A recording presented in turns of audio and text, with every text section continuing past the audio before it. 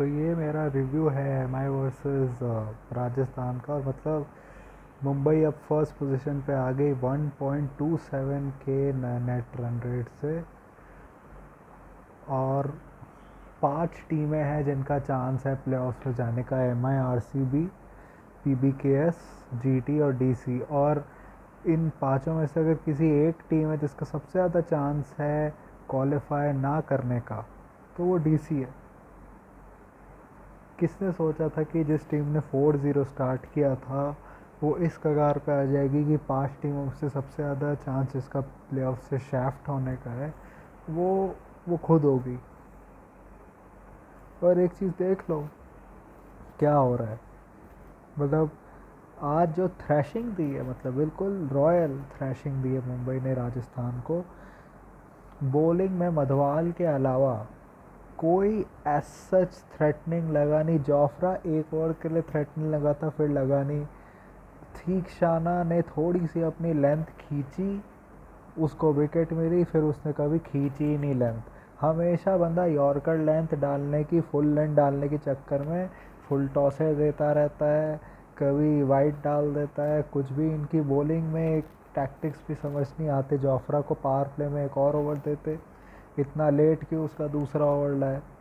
ऊपर से मैं तो कहूँगा कि मुंबई जहाँ पे थी वहाँ से उन्होंने मे बी 8 रन शॉट किया था जहाँ से वो थी। पिच के हिसाब से ठीक ही रन्स थे, अच्छे थे। वो जो एंड में छक्का आ गया वो भी मुझे समझ नहीं आया आकाश मधवाल ने स्लोअर क्यों डाली। यॉर्कर ही डालता तो मे बी 210 से नीचे रह जाते। लेकिन आरआर की बैटिंग, मतलब मैंने लिटरली जब एमआई की इनिंग्स ख़त्म हुई थी मैंने कहा था कि इनको डिवाइड करना पड़ेगा इस चेस को इन पार्टनरशिप बैटिंग, कि हर पार्टनरशिप को कितने रन्स मारने हैं और किस हिसाब से किस पार्टनरशिप को कब तक तुम्हें इंश्योर करना है कि रहना है। ये लोग तो अपने ही मूड में आए थे, अंधाधुंध भल्ला कमा रहे थे। कोई सूर्यवंशी को ज़्यादा कुछ नहीं, दीपक चार ने अच्छी बॉल डाली, उसने घुमा दी, अंडर द बैट नहीं आया, आउट हो गया। जायसवाल का मैं ये कहूँगा उसने सही किया कि उसने काउंटर किया बोल्ट को। लेकिन ये दूसरी बार हो रहा है कि बंदा अग्रेशन के चक्कर में अगर बॉल उसके रेंज में है ना और बोल्ट ने थोड़ी सी लेंथ पीछे खींची तो बोल्ड हो गया, क्योंकि वो अंधाधुन, क्योंकि उसको लग रहा था उसके रेंज में, तो अंधाधुन उसको शॉट मारने के लिए चला गया। तो यशस्वी जायसवाल को देखना पड़ेगा कि एग्रेशन का लोग ये नहीं कि बॉल को देखना भूल जाओ कि बस एरिया में तो घुमा दो। उसने लिटरली उसी का एडवांटेज लिया, तुम्हें लिटरली उसके बाद उसने ऐसे ऐसे करा कि देखो आई गॉट यू। वो इस बॉलिंग लाइनअप को बुमराह के रिटर्न होने का ये फ़ायदा हुआ है कि जो बाकी सब बॉलर्स हैं ना, दे आर अश्योर्ड कि हमारे पास एक है। मतलब अगर हमने हमारा दिन ठीक नहीं गया तो एक है जो इवेंचुअली हमें गेम में वापस ला सकता है। और वो हुआ है इनके साथ। बैटिंग में भी देख लो, जैसे रोहित ने बोला कि इनको पता है कि नीचे तिलक है, नमन धीर है, तो ये लोग अपने ये लोग कर सकते कि अगर हम थोड़ा स्लो भी हो गए we can always pick it up back again, हम लोग अच्छा कर सकते हैं, हमें थोड़ा फ्रीडम मिलता है। और वो करते। तुम देखो भाई, कोचेस दोनों साइड के, राजस्थान में हमारा प्रीवियस बैटिंग कोच और इंडियन हेड कोच, और मुंबई में बॉलिंग कोच। मतलब शेन बॉन्ड इनका बॉलिंग कोच है राजस्थान का। पता नहीं क्या चीज़ सिखा रहा है वो। जोफ्रा आर्चर बहुत लेट गया यॉर्कर्स के लिए, जब वो यॉर्कर्स के लिए गया तो सूर्या ने बल्ला घुमाया, उसके बाद गया ही नहीं वो।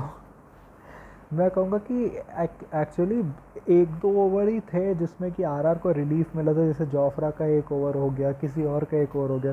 ये ओवरऑल कोई कोई रिलीफ ही नहीं दे रहा था। विकटें तो दूर की बात है, लेकिन हर ओवर में 10 रन से ज़्यादा आ रहे हैं, हर ओवर में मतलब कि 15 रन आ रहे हैं। तो ऐसा भी नहीं था कि कोई ऐसी बॉलिंग करे जिससे कि इनको कोई रिस्पाइट मिले, जिससे ये लोग चीज़ें पीछे खींच पाए। और यही संदीप नहीं था तो it did cost them. Rohit को एक लकी चांस में रोहित ने ठीक खेला, कोई आउटस्टैंडिंग नहीं। एंड में उसकी क्या 53-36 बॉल्स थी, तो आउटस्टैंडिंग नहीं, लेकिन ही प्लेड गुड। उसने जो शॉट्स मारे, उसका एक भी छक्का नहीं था इसमें। उसने कुछ जो चौके वौके मारे उसने अच्छे किए। रायन रिकल्टन ने अच्छा किया, 50 के बाद थोड़ा स्लो हो गया, उससे लग नहीं रही थी फिर। लेकिन भाई मतलब दोनों ने अपना रोल अच्छा किया। मतलब क्या 100 रन की पार्टनरशिप थी उनकी, शायद 100 रन की पार्टनरशिप थी उनकी, और अच्छे खासे 10-11 ओवर्स में थी। उसके बाद आके आई थिंक इन्होंने राइट किया, सूर्या को भेजा, फिर सीधे हार्दिक को भेज दे कि भाई तू आके फिनिश कर, यहाँ से हमें बिल्कुल बैम बैम बैम जाने, और दोनों ने अपना काम पूरा किया। हार्दिक ने आज बॉलिंग से भी किया। बैटिंग में मुझे समझ नहीं आया, एक तो रियान पराग का मुझे समझ नहीं आ रहा, एक तो तुम्हें पहले कैप्टन होना नहीं चाहिए था, होना तो यशस्वी जायसवाल को चाहिए था कैप्टन। दूसरा भाई, जब 2-3 विकेटें गिरी है, it's your job to ensure कि अब मैं पार्टनरशिप बनाऊँ। ये जो राहुल द्रविड़ अंदर से मुंह बना रहे हैं कि अरे कैसे बैटिंग कर रहे हैं, अरे तुम्हारा काम है इनको मैसेज भेजो कि भाई अभी उड़ाओ मत, अभी एटलीस्ट 100 रन तक तुम लोग एक पार्टनरशिप क्रिएट करो, उसके बाद जाना रहा करने के लिए कि एटलीस्ट तुम इस पोजीशन पे पहुंच जाओ कि अगर तुम में से कोई आउट भी हुए, 100 रन भी हो गए, तो हेटमायर आएगा, we will have a chance कि हम लोग कुछ कर पाए। कुछ नहीं।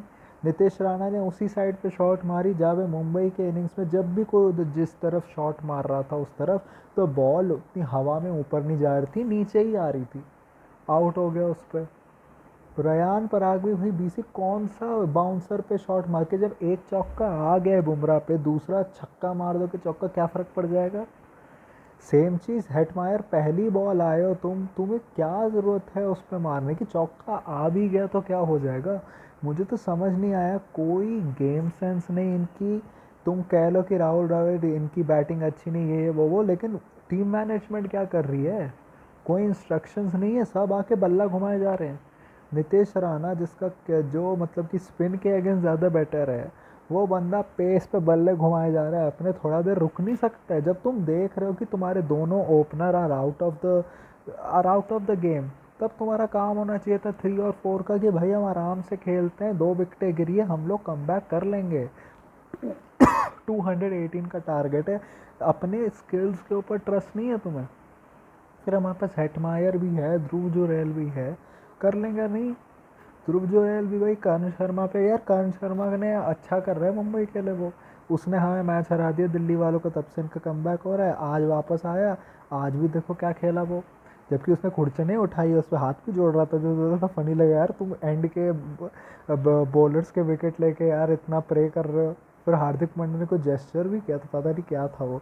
हार्दिक पांड्या पता नहीं कौन से भाई स्विमिंग ग्लासेस पहन के आके खेल, पता नहीं क्या पहना हुआ है उसने भाई। तू क्या मतलब, वो तू वॉल्टर वाइट है, तू घर के नीचे पूरी क्या वो सफाई कर रहा है, मतलब ड्रिलर से, क्या है मतलब ये। उसके बाद बुमराह ने अच्छी बॉलिंग की, उसने जो 2 विकेटें ली, मुझे आखिर के 2 ओवर के समझ नहीं आया, ऐसा लग रहा था विकेट नहीं, वो राजस्थान के बॉलर जो आर्चर थे और वो क्या कहते कि मदवाल थे, उनको मारने की कोशिश कर रहा था वो। एंड में फिर बोल्ट ने वापस आके विकेट ले ली। मेरे हिसाब से मुझे नहीं पता मैन ऑफ द मैच किसको जाएगा, मुझे लगता है मोस्ट लाइकली बोल्ट को, जबकि 218 का टारगेट है, लेकिन कोई भी ऐसा बैटर नहीं है जिसने कोई मतलब सबका almost equally contribution, literally Surya और हार्दिक का ऑलमोस्ट सेम ही है। रायन ने उससे ज़्यादा रन मारे रोहित से, लेकिन बॉलें दोनों ने ली अच्छी खासी, तो मेरे हिसाब से तुम बैटर को तो दे ही नहीं सकते। तो मेरे हिसाब से या तो तुम हार्दिक को दे सकते क्योंकि उसने 1 विकेट ली और उसने 40 भी मारे, लेकिन मेरे हिसाब से बेटर बोल्ट रहेगा, क्योंकि बोल्ट ने सामने से ही आके उनको इन अ वे ख़त्म कर दिया। मतलब नीतीश राणा को आउट करके, जायसवाल को आउट करके उनके चांसेस उधर ही ख़त्म कर दिए कि कहीं से गेम जीत सकते हैं ये लोग। और तुम देख रहे हो, आज कोई नहीं कह रहा कि रोहित शर्मा को वो सब्स्टिट्यूट करके ये लोग कर्ण शर्मा को ले, क्यों नहीं रोहित शर्मा को खिलाया। बात है जब टीम जीतती है ना, तो जो इश्यूज होते भी है वो लोग परस्यू नहीं करते, या फिर अगर लोग परस्यू भी कर रहे होते वो न्यूज़ में नहीं आती, क्योंकि तुम जीत रहे हो। अभी देखना, अगर ये लोग प्लेऑफ्स में अच्छा नहीं करे, या फिर ये लोग प्लेऑफ्स में नंबर 1 नंबर 2 पे नहीं, नंबर 3 या नंबर 4 पे, फिर हार गए सीधे आके, तब देखना रिपोर्ट्स आना वापस शुरू हो जाएगी। इनके लिए एक चीज़ अच्छा है कि देखो रोहित फॉर्म में है, रायन रिकल्टन फॉर्म में, इनका लिटरली जो टॉप मतलब तिलक को एक तो ज़्यादा बैटिंग के चांसेस नहीं मिले, और उसमें उसे 1-2 जो मिली इनिंग्स उसमें थोड़ा आउट हुआ है, तो मे बी तिलक को छोड़ के नमन धीर ये सब फॉर्म में, लिटरली सब। आई थिंक बॉश को इधर खिलाना इन अ वे बेटर था, क्योंकि तुम जानते थे कि फ्लैट पिच है, और ऐसी पिचेस पे पेसर्स ही आते, उसके पहले 2 ओवर अच्छे थे, और फिर आर्चर से पिट गया यार, आर्चर के पास ज़्यादा गेम सेंस थी भाई। आर्चर ने 2-3 हॉइक्स के अलावा बाकी सारे वो वाले क्या कहते कि बॉलिंग पे शॉट्स मारे, जिस पे कि जो शॉट्स बनते थे, बाकी सब के तरह नहीं हवा में उड़ाए जा रहे। तुम लोगों को गैप ढूंढने नहीं आते, तुम लोग चौका नहीं मार सकते हो क्या, छक्का ही होता है क्या। रोहित शर्मा ने 50 मारी ना विदाउट छक्का, छक्का करके, तुम लोग भी करते। आरआर का तो मुझे समझ नहीं आता, मेरे को तो दिल्ली का है, क्योंकि अब मुंबई आ गई, कल अगर गुजरात जीत गई फिर उसके बाद आरसीबी भी जीत जाएगी। अरे हम लोगों का तो चांस धीरे से धीरे कम ही हो रहा है। मुझे तो लगता है इस बार ऐसा ना हो कि लोग 8 गेम जीतने के बाद भी क्वालिफाई ना करें, लोगों को 10 गेम जीतना पड़े, 9 गेम जीतना पड़े। हमारे पास लिटरली क्या अब 4 गेम बचे हैं और हम 4 हार चुके हैं। दिल्ली का ही चांस लग रहा है जाने का। ऊपर से इनका यही कहना है कि आरआर को अपनी बॉलिंग करनी पड़ेगी और उनको देखना पड़ेगा कि हमें जुरैल को खिलाना कहाँ है। क्योंकि देखो अगले साल जब संजू आएगा तो वैभव सूर्यवंशी प्लेइंग 11 में होगा नहीं, और राइटफुली सो 14 साल का है, तुमने एंड में उसको मौका दे दी क्योंकि संजू इंजर्ड है, तुम उसको अपने रेगुलर जो तुम्हारे लिए ठीक ठाक परफॉर्म करे उसकी जगह डाल भी नहीं सकते। जायसवाल का सीज़न मैं मिडलिंग इसलिए कहूँगा क्योंकि उसकी स्टार्टिंग में रन नहीं आया, और उसके फिर जब रन आए भी तो उसकी जो 1-2 इनिंग्स थी उसमें वो बड़ी मतलब कि मिड थी क्योंकि बहुत बॉलें लगी। लेकिन उसके अलावा तुम रियली अगर किसी की बैटिंग परफॉर्मेंस पे सवाल उठा सकते हो तो वो हेटमायर है, ध्रुव जुरैल है, और क्या कहते हैं कि रियान पराग है।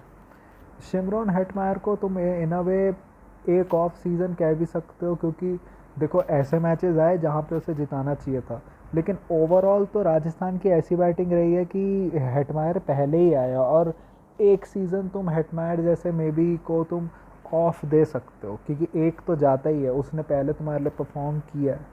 तो मे बी हेटमायर को तुम कह सकते हो कि हम अगले सीज़न देखेंगे, तो 2-4 और मैच नहीं चला तो देखेंगे कि क्या करना है। बात ये भी कि शेमरॉन हेटमायर का रिप्लेसमेंट कितने हैं, मे बी जेमी स्मिथ हो सकता है कोई, लेकिन कितने हैं। लेकिन रियान पराग का देखना पड़ेगा, उसने 4 पे आके क्या किया, 3 पे आके क्या किया। ध्रुव जुरैल क्या वो 5 का प्लेयर है? मैंने हमेशा कहा था ध्रुव जुरैल ने कुछ मैचेस फिनिश किए थे, लेकिन उसकी उतनी लेवल ऑफ पावर हिटिंग अभी भी नहीं है एबिलिटी जितना एक नंबर 5 के बैट्समैन की होनी चाहिए। ना वो अभी उतना टेक्निकली एफिशिएंट भी है, स्पेशली अगेंस्ट स्पिन, जो उसको नंबर 5 पे मेरे हिसाब से उसको आपको या तो ओपनिंग पे ट्राई करना चाहिए या नंबर 3, लेकिन अब आप कर नहीं सकते क्योंकि वहाँ पे आपके लोग सेट है। या तो संजू ओपन करेगा या वैभव सूर्यवंशी करेगा, और नंबर 3 पे नीतीश राणा तो खेलेगा ही। नीतीश राणा को तुम ज़्यादा कह नहीं सकते क्योंकि उसका पहला सीज़न है और उसमें भी उसने 2-3 नॉक ठीक ठाक मारी है, तो तुम उसको ज़्यादा अभी कह नहीं सकते, अगले सीज़न से कह सकते हो उसको। बॉलिंग में they need to change their fast bowlers, उनको लाना पड़ेगा। आज संदीप की कमी उनको खली, उनको एक तो अच्छे इंडियन पेसर्स लाने पड़ेंगे और कई से 1 या 2 फॉरेन पेसर्स भी आए थे। दे शुड होप कि नांद्रे बर्गर अगले सीज़न हो जाए रेडी।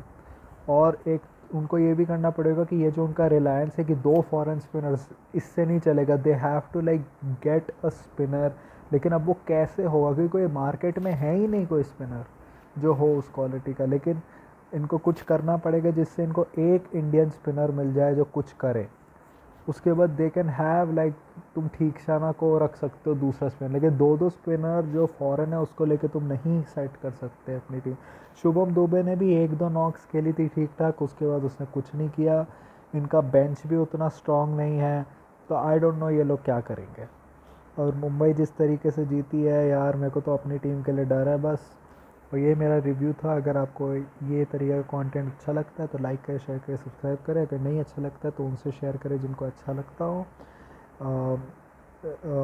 मेरे जो सोशल मीडिया अकाउंट्स है, जो मेरा ट्विटर से शख्स अकाउंट और मेरा जो यूपीआई है और जो मेरा इंस्टाग्राम अकाउंट है वो डिस्क्रिप्शन में है, तो उसको जाके फॉलो करें। मेरा यूपीआई आईडी अकाउंट जो shapboy@OKICICI है वो भी डिस्क्रिप्शन में है, तो उसको भी जाकर आप डोनेट करें उस पर जितना भी अमाउंट हो सकता है, जिससे कि मैं यूट्यूब को एक परमानेंट करियर ऑप्शन बना पाऊँ। So that was it for me for today. So thank you, good bye, अलविदा।